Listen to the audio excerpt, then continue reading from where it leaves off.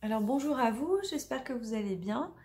Donc là, regardez comme c'est joli. On va faire un tirage pour la pleine lune en Sagittaire. Donc je vais utiliser l'oracle botanique des divinités et l'oracle de la lune. Donc les deux sont chez Très Daniel, voilà. Donc on y va. Alors je vais faire, comme je le connais moins, l'oracle de la lune, on va peut-être faire qu'une carte, on va voir. Ah oui, alors là, ce que je vais vous faire surtout avec lui, on va faire le tirage de Séléné. Donc c'est un tirage que je vous propose dans le livre et qui a à faire à la pleine lune. Voilà. D'accord, on va faire ça. Donc avec 5 cartes. Allez, on y va. Et on va compléter avec une carte sur celle du milieu avec l'oracle de la lune. Voilà. Donc je rappelle, il est chez Très Daniel, il est sorti il n'y a pas longtemps. Et sur les dieux et les plantes. Donc la pleine lune, elle a lieu demain à 13 h. Et c'est la pleine lune en Sagittaire. Voilà. Donc c'est un signe de feu. Moi je la sens depuis hier déjà. J'ai commencé à la sentir. Avant-hier, pardon. Elle a l'air très forte et c'est une super moon, c'est-à-dire qu'elle est proche de la Terre. Allez, on y va. Alors, donc ça c'est un tirage que vous pouvez faire avec vos jeux à la maison. Donc je vais vous le montrer. Voilà, bon, un petit peu mieux. Alors en 1, ce dont on peut se défaire. Bon, les cartes elles sont grandes, il va falloir que je fasse de la place. Ce qu'on peut développer.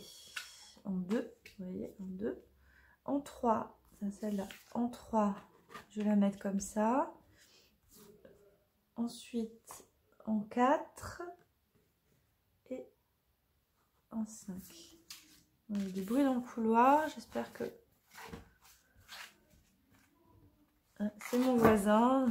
Je coupe à un moment donné parce qu'on va trop l'entendre.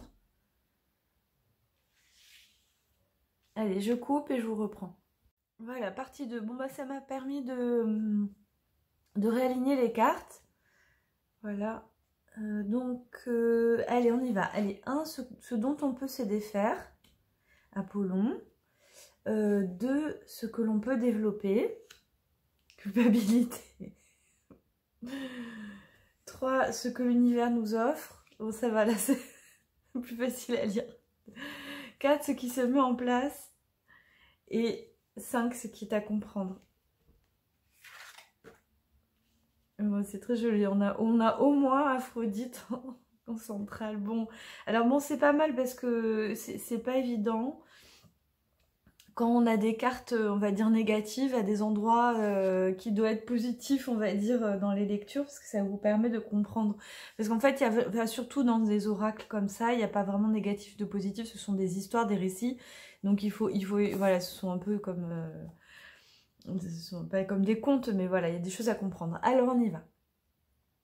Ce dont on peut se défaire, Apollon, laurier, la réussite. Alors Apollon, c'est-à-dire, allez, je vais aller en canalisation, il doute pas de lui, à aucun moment il doute de lui.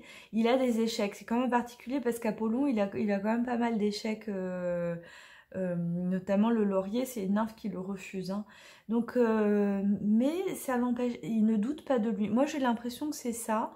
C'est-à-dire d'avoir confiance en sa réussite potentielle, enlever le doute. Enlever le doute. Ce qu'on doit développer, justement, bah, on est aussi sur la confiance. Moi, je le vois comme ça parce que Atis, il culpabilise.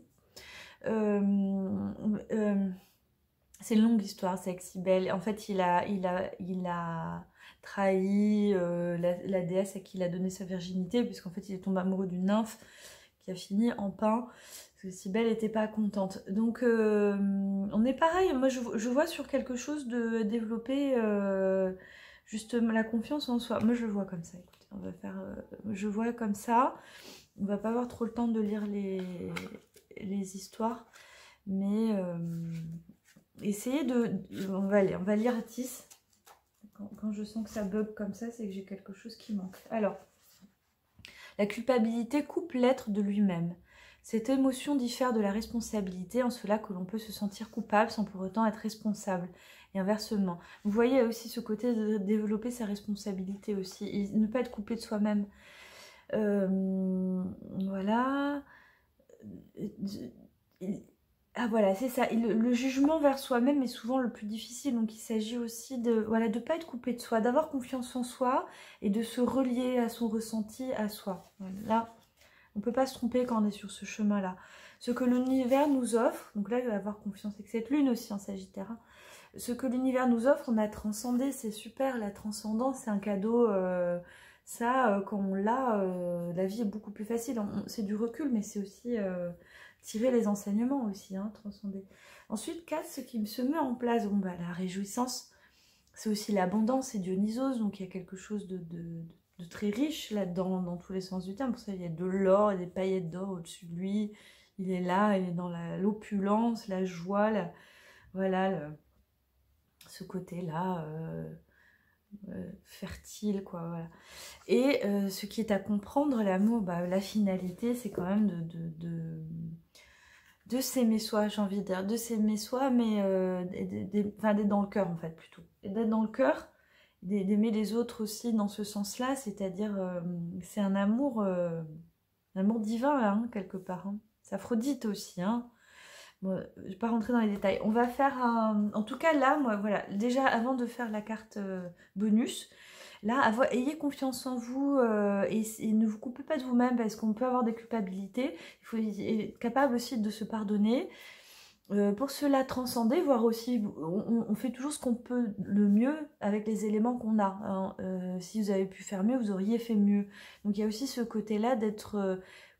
conciliant et de reconnaître un peu que voilà, on a fait ce qu'on a pu et avoir ce recul comme si c'était une personne extérieure qui voyait cette situation.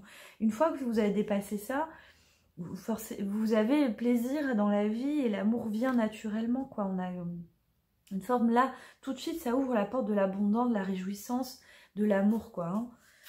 Une fois qu'on a dépassé ça. Allez, on va tirer donc en carte bonus, bon, elle a sauté. Croissant de lune, croissant en terre, pousse, investissement. Donc, moi, je vois, c'est investir dans sa vie. Moi, je le vois comme ça. C'est investir vis-à-vis de sa relation aux autres, mais c'est investir dans sa vie. Qu'est-ce qu'on met en place? Oui, ben, c'est vraiment le travail en général des pleines lunes. Maintenant, qu'est-ce qu'on fait? Qu'est-ce qu'on met en place? Là, en plus, c'est le printemps, donc on a les pousses. Croissant dans terre, c'est aussi ce qu'on met en place matériellement.